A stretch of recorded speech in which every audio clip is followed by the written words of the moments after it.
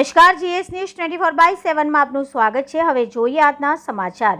મોરબીના હડમતિયા ગામ પાસે સતત 108 દિવસ સુધી શ્રી પંચદેવ યજ્ઞ મહાભગીરથ ધાર્મિક કાર્યક્રમનું આયોજન ગુજરાત રાજ્યમાં પહેલું વહેલું યોજાય છે। આ ધાર્મિક કાર્યક્રમ મોરબી જિલ્લાના હડમતિયા ગામ નજીક પાલનપીરની જગ્યાની સામે આવેલા રાજલ ફાર્મમાં સતત 108 દિવસનું પંચદેવ યજ્ઞનું મહાભગીરથ ધાર્મિક કાર્યક્રમનું આયોજન કરવામાં આવ્યું છે। કદાચ સમગ્ર ગુજરાતભરમાંથી આવું સૌ પ્રથમવાર આયોજન થયું છે તેવો અહીંયા ધાર્મિક કાર્યક્રમમાં પધારેલા સાધુ સંતોનો ઉદ્ગાર હતો। આ ભગીરથ કાર્ય વીરપર ગામના રાજલ ગ્રુપના કેશવજી પ્રભુભાઈ વાધડિયા અને તેમના ધર્મપત્ની મંજુલાબેન તરફથી કરવામાં આવ્યું। આ બાબતે વાત કરીએ તો હરિદ્વાર પાસે આવેલા ભગીરથી આશ્રમના દર્શને ગયા બાદ ત્યાં સંકલ્પ કર્યો કે સતત 108 દિવસ સુધી પંચદેવ મહાયજ્ઞનું આયોજન કરું અને આ પંચદેવ એટલે શ્રી ગણેશજી, રાજબાઈ માતાજી, શંકર ભગવાન, વિષ્ણુ ભગવાન અને સૂર્ય ભગવાન તેમજ હાલના સમયે ચાલતા યજ્ઞ દરમિયાન એક સંકલ્પ લેવાય કે હનુમાનજી મહારાજનું પણ અનુષ્ઠાન કરવું અને તે મુજબ આ યજ્ઞ પૂરો થશે। ત્યારે 6 દેવોનો યજ્ઞ સહિત પૂજન અર્ચન થયું હતું। અહીં દરરોજના રાત્રે ધૂન, ભજન અને સંતવાણીનું આયોજન થયું છે। વીરપર ગામના પરિવારજનોએ આ સેવા યજ્ઞમાં જોડાવામાં અને દરેક પ્રકારની વ્યવસ્થાની જવાબદારી ઉપાડી લીધી છે। યજ્ઞમાં બેસનારા તેમના સગાવાલાને તેડાવવા અને યજ્ઞમાં બેસતા પરણિતા અને પિયરિયાઓએ જે પહેરામણી કરવાની હોય છે ત્યાં મહાયજ્ઞના આયોજકો કેશવજીભાઈ તથા તેમના ધર્મપત્ની તરફથી પહેરામણી કરી દેવામાં આવે છે। તેમના વતન વીરપર ગામના જુદી જુદી જ્ઞાતિના લોકોએ જુદા જુદા દિવસે પ્રસાદ લેવાનું આમંત્રણ આપ્યું।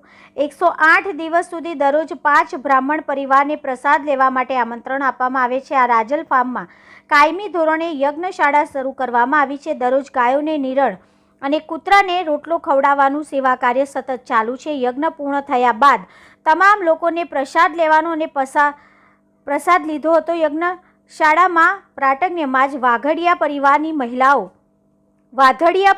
મહિલાઓ રાસડે રમે છે, જેમાં નાની બાલિકાઓ, યુવતીઓ અને મોટી ઉંમરની મહિલાઓ રાસડે રમે છે। અહીંયા જ એ વાત જણાવી દઈએ કે ઘણા લોકો પોતાના ઘરે પોતાના પ્રસંગ કાઢવામાં 3-4 દિવસનું આયોજન કરે છે, પરંતુ 3-4 દિવસના આયોજનમાં કંટાળો આવી જાય છે। ત્યારે આ તો પરસેવા અને ધાર્મિક કાર્ય માટે સતત 108 દિવસ સુધી યજ્ઞનું આયોજન કરવામાં આવ્યું છે અને એટલે જ આવા કાર્યોને લોકો ભાગીરથી કાર્ય કહે છે। Reporter Shrikant Patel, Morbi, GS news 24/7 Morbi.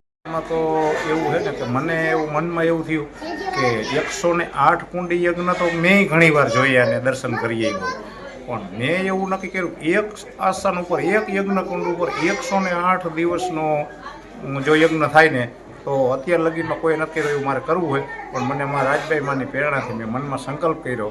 મને અંદરથી એવી લાઈટ થઈ કે હવે મારું સિંહ કાર્ય અટકશે નહીં એવો મને 100% વિશ્વાસ અને રાજભાઈ માની કૃપાથી મેં સંકલ્પ કરી નાખ્યો અને સિદ્ધ થઈ ગયો।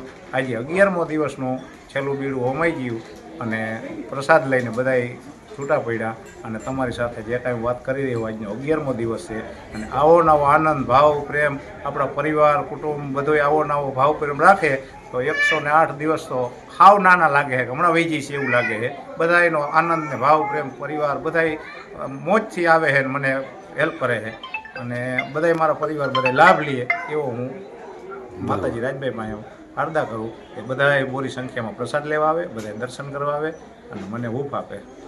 અમારો સંકલ્પ એવો હતો, પહેલાં અમારે ભાગવતનો વિચાર હતો કે આપણે એક વર્ષ આપણે ભગવાનને કમાણી આપી છે તો એક આપણે ધર્મનો ભાગ કાઢતા હોય તો એમાં આપણે 10મા ભાગમાં એકવાર મોટા પાયે ભાગવત કરશું। પછી અમે ભગીરથે ગયા તો અમે એવો સંકલ્પ કર્યો કે આપણે આ કાર્ય કરવાનું છે તો આપણે હજી ઉત્તમ કાર્ય કંઈક કરી, તો પછી અમને 108 દિવસનો વિચાર આવ્યો કે આપણે આ હવનનું આયોજન કરી। પછી અમે 2 માણસે સંકલ્પ કર્યો તો પછી કે તું જોડાઈશ, તો મેં કીધું હા બરાબર હું જોડાઈશ। તો પછી અમે એવી રીતે બે નક્કી કર્યું અને આ સંકલ્પ આગળ વધાર્યો।